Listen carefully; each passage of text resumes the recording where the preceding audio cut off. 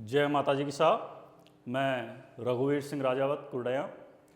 हुक्म, आज हम बात करेंगे कि किस प्रकार सम्राट पृथ्वीराज चौहान को चित्तौड़ के रावल समर सिंह जी का एक पत्र मिला, और वो पत्र कोई स्नेह भरा नहीं था, वो पत्र था फटकार भरा, वो पत्र था कठिन शब्दों में, जो कि एक मित्र के लिए ज़रूरी था, एक देशभक्त का दूसरे देशभक्त को जगाने के लिए ज़रूरी था। अब आप सोच रहे होंगे कि ये किस्सा किस प्रकार हुआ इतिहास में, तो दोस्तों आइए इसी पे चर्चा करते हैं।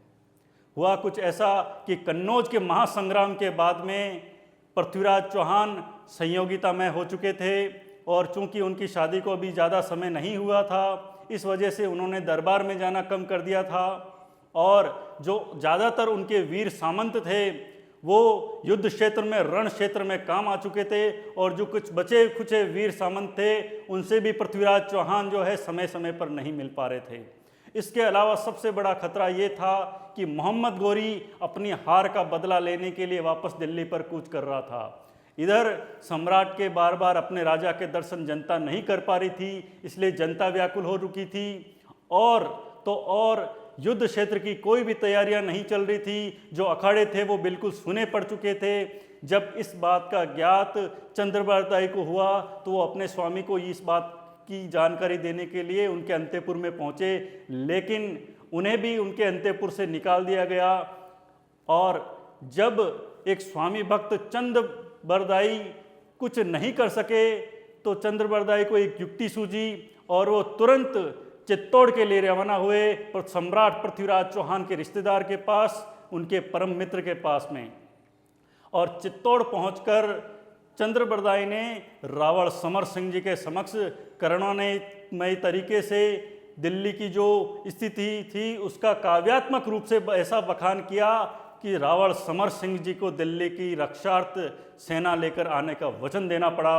रावण समर सिंह जी को प्रतिज्ञा करनी पड़ी कि सम्राट पृथ्वीराज चौहान से पहले मैं अपनी छाती तैयार रखूंगा मोहम्मद गौरी से लोहा लेने के लिए, मैं अपनी तलवार तैयार रखूंगा मोहम्मद गौरी से लोहा लेने के लिए। और ठीक ऐसा ही हुआ। महारावण समर सिंह जी दिल्ली के लिए कूच कर दिया अपनी 13,000 की सेना लेकर के।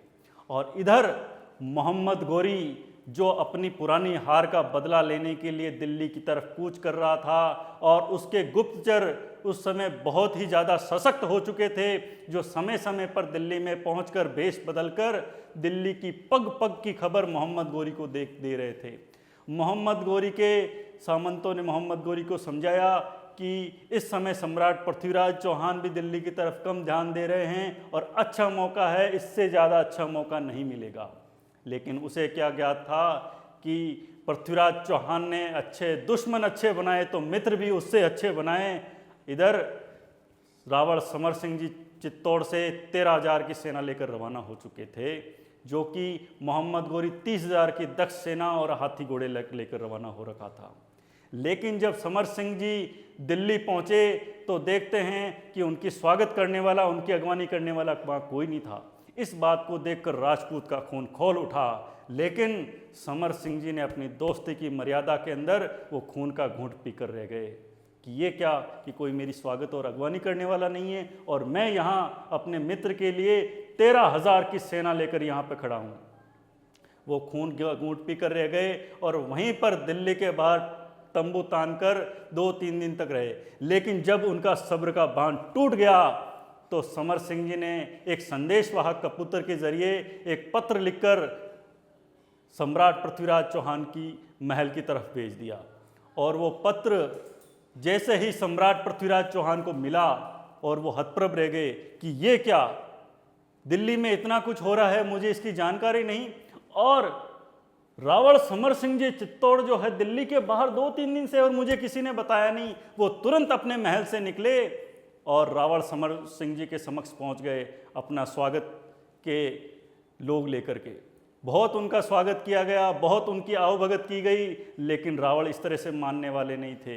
रावण ने उनको दिल्ली की अच्छी तरह से स्थिति बताई, और जब दिल्ली की उस स्थिति का पता लगा और मोहम्मद गौरी के दोबारा आक्रमण करने का पता लगा तो उनको बहुत आत्मग्लानि हुई। और सबसे बड़ी आत्मग्लानि को तो उनको रावण समर सिंह जी का पत्र पढ़कर ही हो गई थी।